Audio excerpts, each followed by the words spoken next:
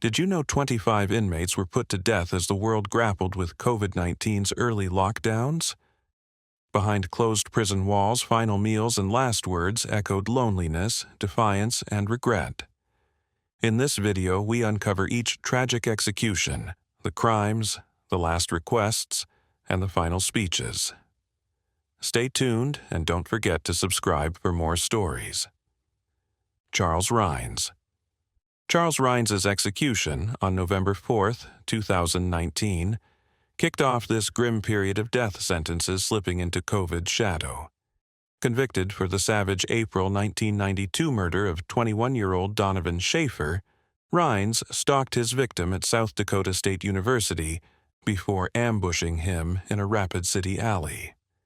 When Schaefer tried to flee after spotting Rhines' knife, Rhines plunged it repeatedly into his back and neck. Arrested days later after a frantic manhunt, Rhines maintained his innocence and claimed self-defense, but medical evidence and witness testimony painted a far darker picture. Over 2 decades of appeals highlighted allegations of anti-LGBT bias in jury selection, yet courts refused to overturn his death sentence. On that crisp November morning, Rhines asked for fried chicken, cantaloupe, lefse, strawberry cherry yogurt, and butter as his final meal, a mix of comfort and ritual. In his final statement, he spoke directly to the Schaefer family. Edwin and Peggy Schaefer, I forgive you for your anger and your hatred towards me, and I pray to God that He forgives you for your anger and your hatred towards me. With the lethal drugs coursing through his veins, moments later, Rhines' life ended amid a chorus of controversy that still echoes across the state. Justin Hall. Justin Hall's November 6, 2019, execution in Huntsville came after nearly 2 decades of mental health fights and prison violence. A former white supremacist and Aryan Brotherhood affiliate, Hall lured 29-year-old Melanie Ruth Bilhartz into his dilapidated El Paso drug den in October 2002. Prosecutors described how Hall strangled Bilhartz with an extension cord, then severed her fingertips to hinder identification before burying her body in a remote desert pit. Hall's defense argued that severe schizophrenia and hallucinations drove him, repeatedly claiming he was driven by voices urging him to kill. Yet courts deemed him competent to stand trial, and in 2003, a jury swiftly convicted him of capital murder. Over the years, Hall's legal team filed motion after motion, questioning his ability to understand post-conviction proceedings, but none prevailed. On his final day, Hall requested a Philly cheesesteak, double onion rings, a slice of cheesecake, and a Pepsi. Strapped to the gurney, Hall uttered a dark apology. From the bottom of my heart, I'm sorry for the pain and suffering I caused. His voice wavered as he concluded, I do not like the person I have become, and I need to be put down like the rabid dog that I am. Moments later, the lethal chemicals silenced him forever. Ray Cromartie. Raymond Ray. Cromartie's life ended on November 14, 2019, after more than 2 decades on Texas's death row. In October 1995, Cromartie ambushed brothers Alejandro and Raul Zapata in San Antonio, executing both in cold blood over a perceived betrayal in his drug ring. Prosecutors unveiled how Cromartie methodically planned the killings. He tracked Alejandro to a convenience store, forced the brothers into his car, and gunned them down back-to-back in a deserted alley. His arrest occurred days later in Louisiana, where local law enforcement matched ballistic evidence to the rifle found in his possession. Throughout his trial, Cromartie refused to express remorse, insisting he targeted the Zapatas to protect his illicit empire. After conviction, numerous appeals challenged evidence and alleged jury bias, but none succeeded. On death row, he remained unrepentant. For his last meal, Cromard chose 2 chicken-fried steaks, mashed potatoes, black-eyed peas, and a Dr. Pepper. In his final statement, he railed against the justice system, proclaimed his innocence, and ended with a curt, "God bless." As the executioner's needle took effect, Cromarty's fierce defiance gave way to a haunting silence. Lee Hall. Blind since birth, Lee Hall's December 5, 2019, execution in Nashville carried a cruel twist. He chose the electric chair over lethal injection because he distrusted protocols he couldn't see. In October 1991, Hall choked ex-girlfriend Tracy Crozier to death inside her Memphis home, manipulating a rope into a deadly noose after sneaking past a window. When Crozier's screams alerted neighbors, Hall fled, but blood-spattered footprints led police straight to his doorstep. At trial, Hall's lawyers argued his disability made him incapable of fully understanding witness testimony, but jurors found him guilty after he spent nearly 28 years on Tennessee's death row, filing suit over his execution method and pleading for mercy until the last moment. On his final night, he requested a Philly cheesesteak, onion rings, cheesecake, and a Pepsi. As the warden read the sentence, Hall's voice rang out, "I'm ready, warden. Send me home." Charged with closing the old electric chair's switch, the executioner's current coursed through his body, and the crisp crackle of electricity was all that remained of a man who'd lived in darkness his entire life. Travis Trevino Reynolds. Travis Trevino Reynolds' execution on December 11, 2019, in Huntsville, closed a nearly 21-year saga of horror and heartbreak. In July 1998, Reynolds abducted his 15-year-old stepdaughter from her grandmother's driveway in Corpus Christi, Texas. Prosecutors detailed how he drove her across county lines to a remote field, where, overcome by rage after she refused to comply with his demands, he bludgeoned her to death with his fists and left her body under a mesquite tree. Within 48 hours, Reynolds was arrested at a Border Patrol checkpoint after the girl's blood-stained clothing and his torn driver's license were found in his truck. At trial, jurors heard Reynolds's chilling admission that he believed his stepdaughter had betrayed him for money, an unfounded jealousy that fueled his brutality. Convicted in late 1999, Reynolds spent 2 decades on death row, oscillating between remorse and defiance. His final meal was a carnivore's banquet: 2 chicken-fried steaks, mashed potatoes and gravy, fried okra, banana pudding, and a bottle of Dr. Pepper. When given one last chance to speak, Reynolds' voice trembled as he said, "I love my family. I'm sorry for the pain I caused." Minutes later, the lethal injection silenced a man whose cruelty shattered a family and a community still mourning a lost girl. John Stephen Gardner. John Stephen Gardner's crime unfolded in December 1993 when he walked into a small East Texas convenience store in Plainview and forced clerk Norm Learance behind the counter at gunpoint. Surveillance footage showed Gardner pressing the barrel of his revolver against Learance's head when the clerk attempted to flee, pulling the trigger and killing him instantly. Witnesses identified Gardner fleeing the scene in his blue pickup, and a local saw matching damage to Gardner's truck the next day. At trial, Gardner offered no defense beyond pleading guilty. He displayed no remorse, describing the killing as just business gone wrong. Jurors sentenced him to death, and over the next quarter century, Gardner filed multiple appeals but never won relief. On January 15, 2020, he received a lethal injection at the Walls unit in Huntsville. Gardner's requested last meal was a filling Texan feast: 2 chicken-fried steaks, mashed potatoes with gravy, fried okra, a Dr. Pepper, 3 slices of banana cream pie, and a chocolate milkshake.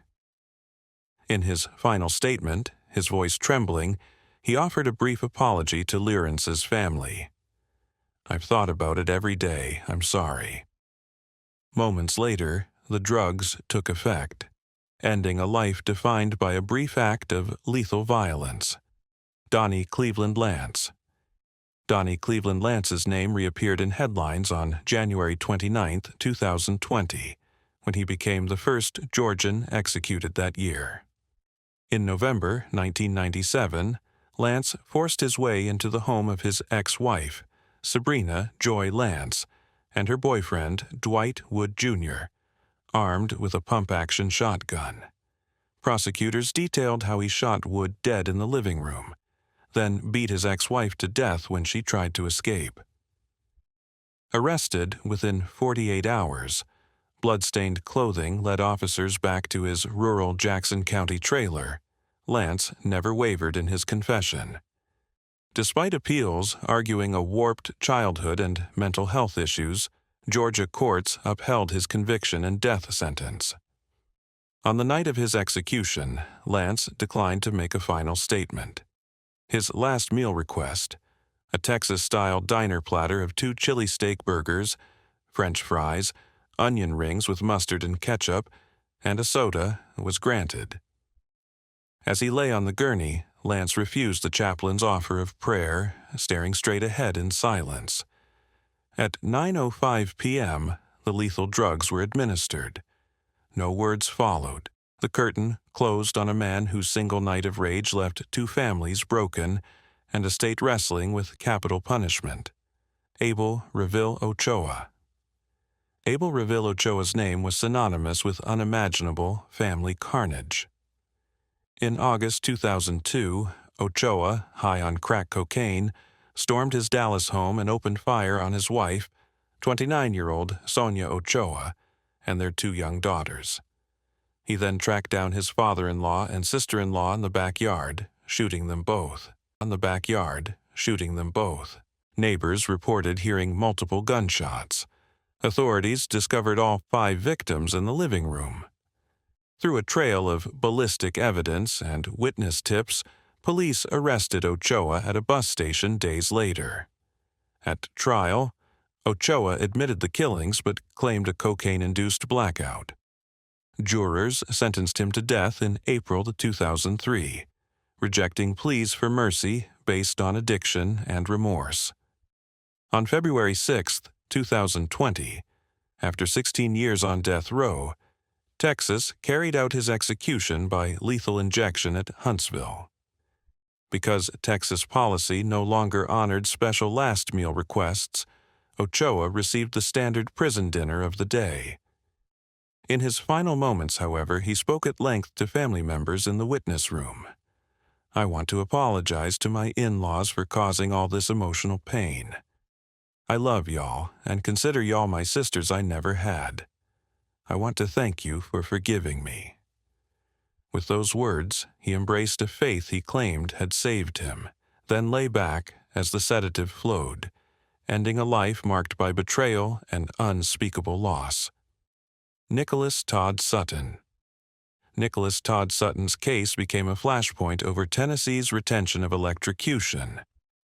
In May 1979, 23-year-old Sutton ambushed 2 men leaving a nightclub in Morristown, shooting each execution style and dumping their bodies in a quarry.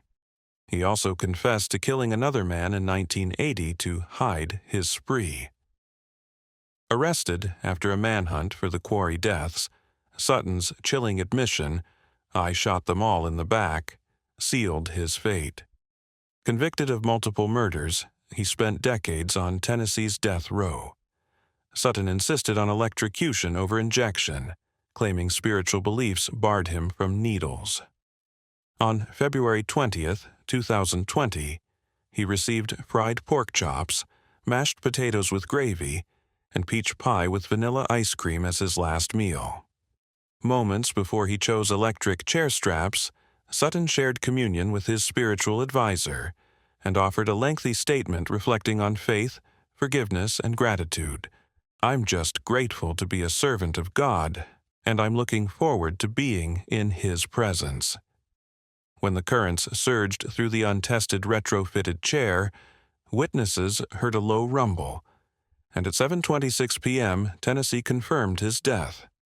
The last person to die by electrocution in the United States as of 2025. Nathaniel Woods. Nathaniel Woods' execution ignited a firestorm of outrage. In December 2004, Woods was arrested in Birmingham after police found weapons in his car and identified his co-defendant, Kerry Spencer, as the triggerman in a shootout that killed 3 officers. Woods never wielded a weapon, but prosecutors argued he acted as Spencer's lookout during the ambush. Jurors convicted Woods of capital murder, despite a 10-2 sentencing vote allowing execution under Alabama's non-unanimous death penalty law. Appeals highlighted inconsistent witness statements and allegations of prosecutorial misconduct, but courts denied relief. On March 5, 2020, Woods declined to make a final statement. His last meal request was denied under Alabama's practice, so he ate the standard prison dinner: baked chicken, green beans, mashed potatoes, and cornbread. Witnesses noted Woods seemed calm as the final needle approached. At 9:01 p.m., lethal injection ended his life. Outside the prison, demonstrations decried his execution as a modern-day lynching, arguing that he was punished for the actions of another man. Whether innocent or complicit, Woods' death crystallized debates over due process, jury unanimity, and racial disparities in the death penalty. Walter E. Barton. Walter Arkey. Barton's name became synonymous with controversy when he was put to death on May 19, 2020, Missouri's first execution amid the pandemic. Convicted of the 1991 murder of 60-year-old Gladys Quayler, Barton's case revolved around blood splatter evidence tying him to her death.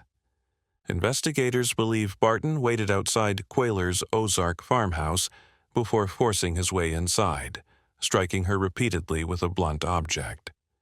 Despite claiming innocence and disputing key forensic findings, Barton was arrested after a neighbor noticed his erratic behavior and followed a trail of bloodied footprints to his trailer. His trial featured conflicting expert testimony over whether blood droplets on the wall could have originated from the victim's body, but jurors ultimately found Barton's denials unconvincing. On execution night, Missouri denied any special culinary request, and Barton accepted the standard prison meal: grilled chicken, steamed vegetables, and fruit. His final words, delivered in a quiet, trembling voice, insisted, "I am innocent, and I'm dying for something I didn't do." Mere minutes later, a lethal dose of pentobarbital ended his life, leaving a lingering debate over the evidence that sent him to the chair. Billy Joe Wllo. 18-year-old Billy Joe Wardlow's impulsive decision to rob an elderly man in June 1993 cast a long shadow over his life. In Cason, Texas, Wardlow and his girlfriend attempted to steal 82-year-old Carl Cole's truck. When Cole resisted, Wardlow grabbed Cole's pistol and fired one shot to the head. Terrified, the pair fled across state lines, only to be arrested days later in South Dakota. During his 1995 trial, Wardlow testified that the gun discharged accidentally during a scuffle. Witnesses countered that the lack of powder burns on Cole's clothing meant the shot was fired from several feet away, an execution-style killing. After a jury rejected his accident claim, Wardlow was sentenced to death. For 25 years on death row, he immersed himself in self-reflection, writing letters of remorse and embracing faith groups within the prison. On July 8, 2020, Texas granted him a final meal of barbecue, brisket, fries, peach cobbler, and sweet tea. Declining to make a spoken statement, he offered a final nod and a brief smile to supporters in the viewing room. As the drugs coursed through his veins, the boy who once fled rural Texas left the world as a man transformed by decades of confinement. Daniel Lewis Lee. Daniel Lewis Lee's execution on July 14, 2020, marked the first federal death sentence carried out after a 17-year hiatus. In October 1996, Lee, alongside accomplices Chevy Kehoe and William Morosky, lured 73-year-old William Mueller and his family to a remote Arkansas campsite under the guise of a political meeting. Once there, Lee shot Mueller, his wife Nancy, and their daughter Sarah, 6 bullets each, before burying the bodies. The chilling motive: Lee believed the Muellers opposed his white supremacist ideals. Arrested days later in Indiana, Lee confessed eagerly, even expressing pride in the brutality. At trial, prosecutors highlighted his lack of remorse. Lee insisted he was redeeming the land for his cause. After federal courts upheld his sentence, Lee spent over 23 years on federal death row. Denied any special last meal under federal policy, he ate the standard prison dinner: grilled chicken, mashed potatoes, green beans, and cornbread. Told he could speak, Lee whispered a brief apology to the victims' families and said, "Today, I leave this world behind." Moments later, a lethal cocktail of pentobarbital, midazolam, and potassium chloride ended his life, closing a dark chapter of hate-fueled violence. Wesley Ira Perky. Wesley Ira Perky's road to the federal execution chamber began with horrific crimes and lengthy appeals. In 1998, Perky bludgeoned 16-year-old Holly Jo Harrell to death in Kansas City, Missouri, before dismembering her body and disposing of remains in a septic tank. Years earlier, he had murdered 80-year-old Louise "Ma" Mink, bludgeoning her with a claw hammer in Kansas to facilitate a gruesome cover-up. Arrested in Texas for separate offenses, forensic evidence and a jailhouse confession linked Perky to both homicides. Convicted in 2003 by a federal jury in Missouri, Perky was sentenced to death. Over nearly 22 years on federal death row, he exhausted appeals focusing on his mental health history and abusive upbringing. Perky declined any special meal request, consuming the standard prison dinner: roast chicken, vegetables, mashed potatoes, and a roll. In his final moments, he apologized to Harrell's family, saying, "I'm so deeply sorry for the pain I caused," as life-ending chemicals flooded his veins at USP Terre Haute. Perky's final heartbeat signified the grim culmination of decades spent haunted by unspeakable acts. Dustin Lee Honkan. Dustin Lee Honkan's spree of terror began in 1993, when he and his girlfriend conspired to kill 6 witnesses before an impending drug charge trial. In Mason City, Iowa, Honkan lured 10-year-old Amber Rach and her 12-year-old brother as playmates, then shot them in the head alongside their mother. Before that, he forced witness Greg Nicholson into his car at gunpoint, transporting him to a rural spot where Nicholson was shot in the head and left for dead. Nicholson survived and later identified Honkan. Arrested after a multi-state manhunt in 1999, Honkan was tried and convicted on federal charges for murder in aid of racketeering. He spent 17 years on federal death row, maintaining that he only wanted to protect his drug enterprise. Denied a special last meal, Honkan consumed the standard dinner: ham, mashed potatoes, green beans, and cornbread. Offered a final statement, he expressed remorse. "I'm sorry for what I did. I can't change it, but I am sorry."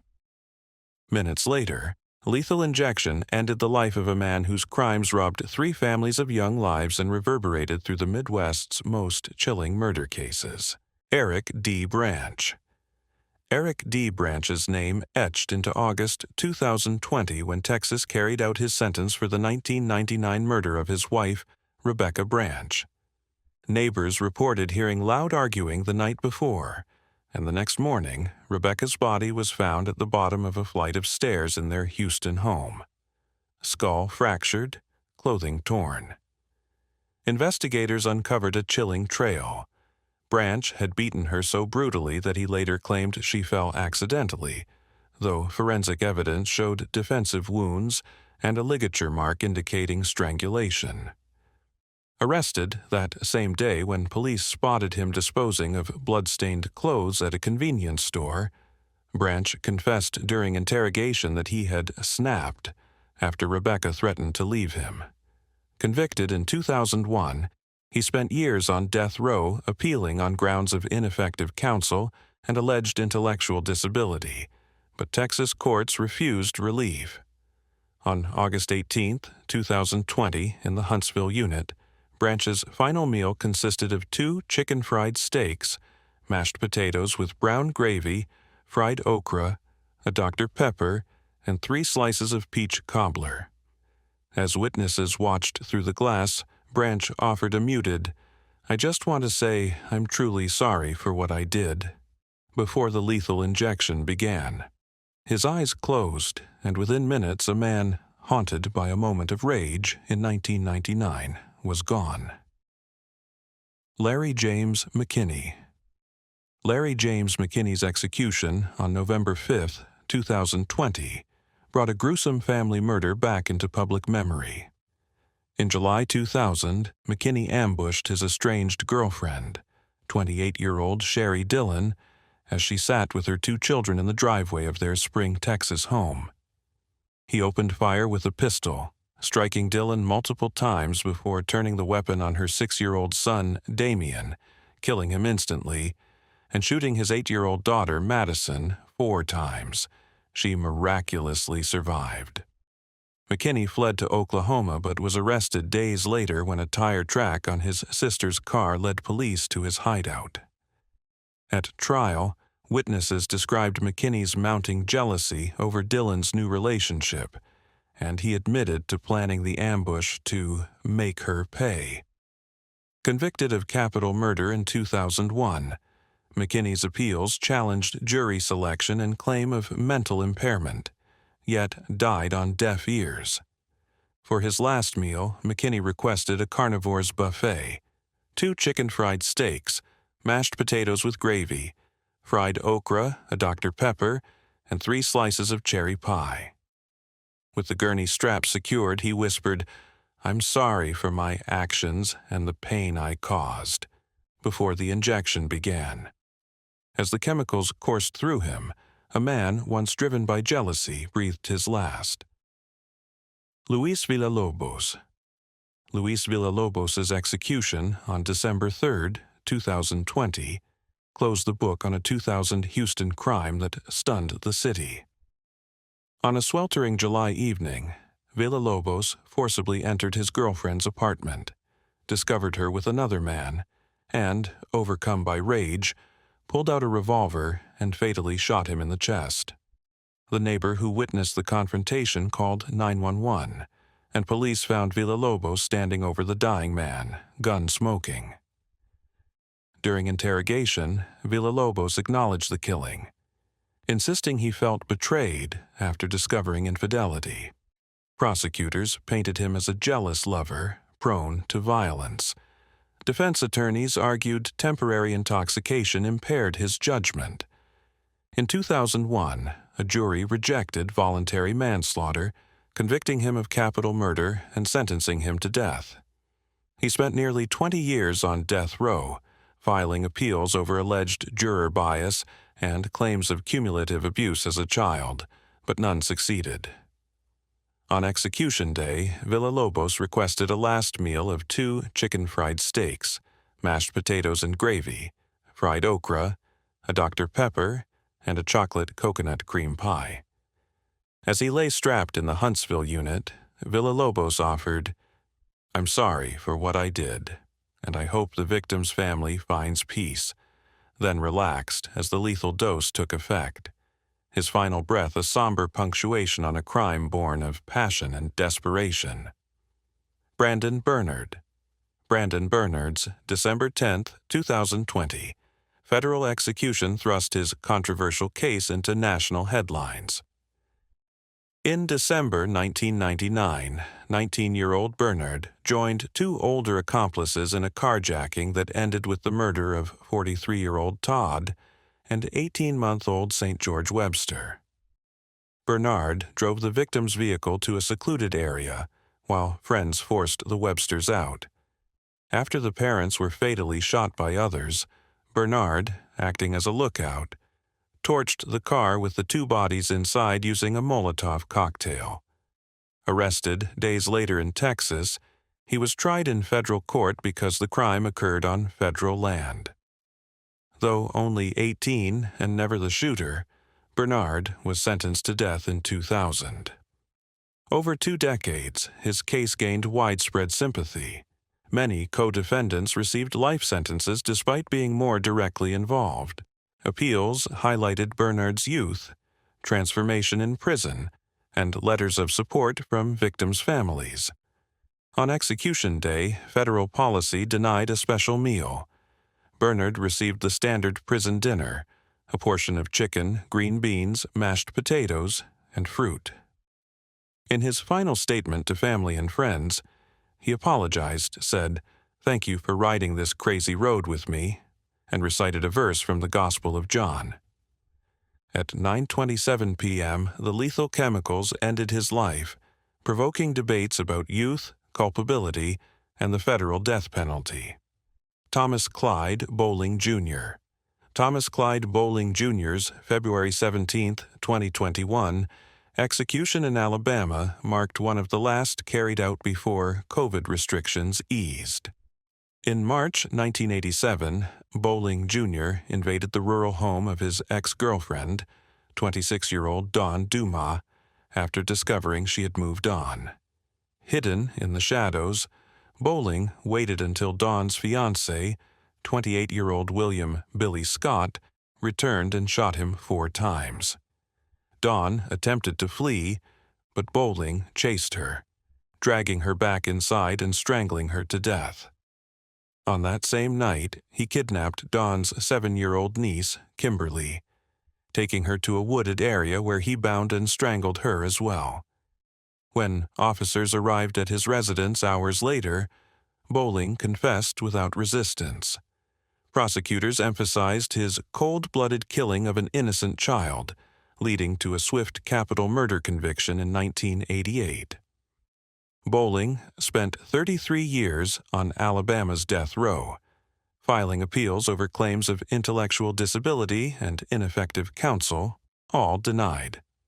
On execution evening, Bowling declined a special last meal, consuming the standard dinner, baked chicken, collard greens, black-eyed peas, and cornbread. Facing the gurney, his voice barely a whisper, he said, "I love my family and God. I'm sorry for what I did." Minutes later, the injection took hold, and Bowling Jr.'s life ended, a final act in a saga defined by jealousy and unspeakable violence. Lisa Marie Montgomery.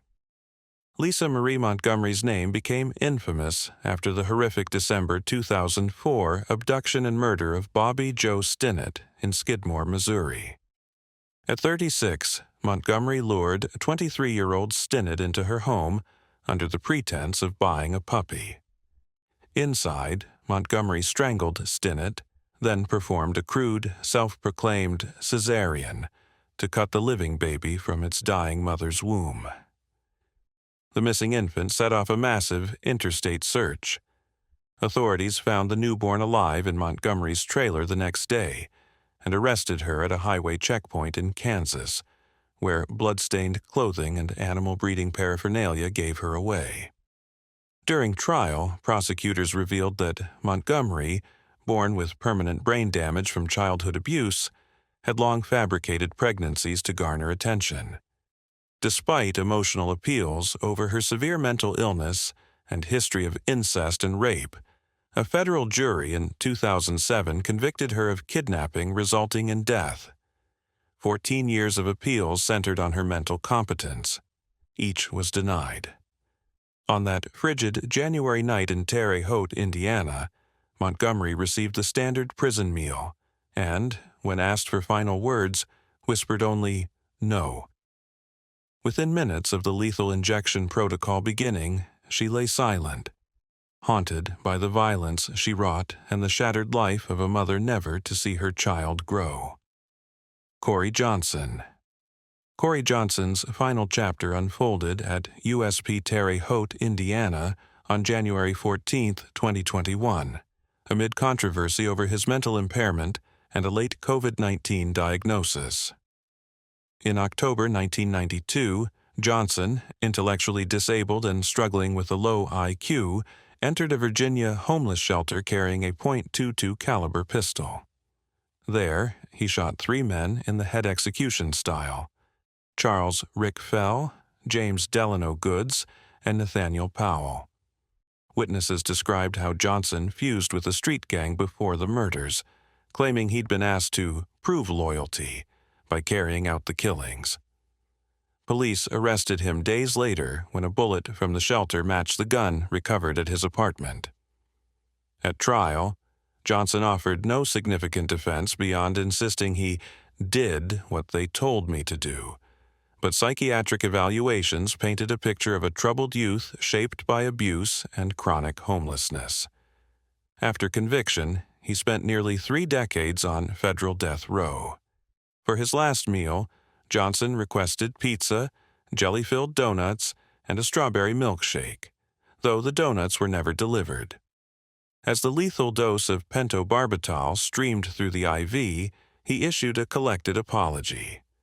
"I'm sorry," he told the families of his victims, then quipped softly, "But where are my donuts?" Seconds later, he closed his eyes, a man undone by youthful vulnerability, cruelty, and a justice system that deemed him fit for death despite his mental challenges. Dustin John Higgs. Dustin John Higgs's execution on January 16, 2021, marked the culmination of a case shrouded in questions of fairness and federal jurisdiction. In January 1996, Higgs and 2 accomplices, Victor Gloria and Willis Haynes, lured 3 young women into a car under the pretense of a party on the Patuxent Research Refuge, a stretch of federal land in Maryland. There, witnesses testified that Haynes shot each victim, while Higgs allegedly ordered the killings to silence them after a cocaine deal went awry. Though Higgs never fired the gun himself, prosecutors argued he orchestrated the triple homicide as a matter of murder in aid of racketeering, putting the crimes under federal purview. At trial, Higgs maintained his innocence, insisting Haynes acted alone. Yet in October 2000, a jury handed him a death sentence. Haynes, by contrast, received life. As appeals mounted, centering on whether Higgs truly intended the deaths and on troubling discrepancies in witness testimony, the clock ticked on. In his final days, having tested positive for COVID-19, Higgs's health declined. His last meal mirrored Johnson's: pizza, jelly-filled donuts, and a strawberry milkshake, an attempt to seize comfort in finality. In a calm yet resolute voice, he declared, "I'd like to say I am an innocent man. I did not order the murders," naming each woman. Within minutes, the sedative injection ended his life, a man whose conviction hinged on a federal statute and whose last moments underscored the agonizing complexities of capital punishment.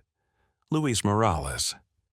Luis Morales' execution on February 3, 2021, in Huntsville, Texas, brought to a close the haunting saga of a 2003 convenience store murder.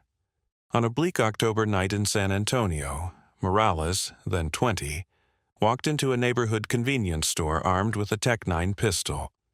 Surveillance footage revealed how he approached 23-year-old clerk Jose Gonzalez behind the counter, demanded cash, and, when Gonzalez began to comply, fired a single shot into his head. Gonzalez collapsed near the register. Morales fled on foot, discarding the loaded pistol in a nearby alley. 2 hours later, a schoolteacher spotted an abandoned backpack containing the Tec-9. Inside was ballistics evidence directly linking the weapon to the crime. Martinez, who'd been grappling with drug debts and anger over a rejected loan request from Gonzalez, was captured at a San Marcos bus station days later, his clothes bearing gunpowder residue. At trial, he admitted to the robbery but claimed the gun went off accidentally during a scuffle.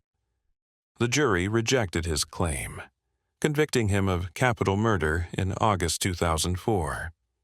Years of appeals challenged everything from jury selection to ghastly prison conditions, but no relief came. For his last meal, Morales asked for 2 chicken-fried steaks smothered in brown gravy, mashed potatoes, fried okra, and a Dr. Pepper, Texan staples meant to soothe a weary soul. In his final statement, his voice quavering, he muttered, "I'm sorry for what I did. I hope Jose's family finds peace." Within moments, the lethal injection ended his life, leaving behind a community still grappling with the senseless death of a young store clerk, Alberto Martinez. Alberto Martinez faced his final reckoning on March 2, 2021, at the Walls unit in Huntsville after confessing to a heinous July 2000 killing born of jealousy and betrayal. In Houston's 2nd Ward, Martinez confronted his girlfriend's fiancé at his residence one sweltering summer evening. Upon witnessing them together, Martinez, consumed by rage, pulled a .38 caliber revolver from his waistband and fired the fatal shot into the fiancé's chest in front of horrified neighbors. Within minutes, the fiancé lay dying on the living room floor. Martinez fled with the revolver tucked into his waistband. Authorities traced ballistics from the crime scene to a handgun registered to Martinez's sister. Neighbors provided descriptions leading to his arrest the following day. At trial, Martinez insisted the bullet discharged accidentally, claiming his hand tightened reflexively when he saw his girlfriend with another man. Prosecutors countered with forensic evidence, gunshot residue patterns and the bullet's trajectory that painted a different picture. A targeted execution fueled by heartbreak. Convicted in early 2001, Martinez spent 2 decades on Texas's most infamous death row, repeatedly rejecting pleas for mercy. On his final night, he selected the ultimate comfort meal: 2 chicken-fried steaks, mashed potatoes with brown gravy, fried okra, a Dr. Pepper, and a slice of chocolate coconut cream pie. As lethal chemicals coursed through his veins, Martinez offered a solemn apology into the microphone, stating, "I'm sorry for what I did. I want to thank my family for loving me." Seconds later, the injection ended his life, his final breath echoing through a witness chamber still reeling from loss, revenge, and the unyielding machinery of capital punishment. Thank you for watching. Reflect on these final moments of lives cut short, and the haunting echoes of each last meal and word. If these stories moved you, please like, share, and subscribe. Your support helps uncover more untold tales, ensuring we never forget the human faces behind the headlines.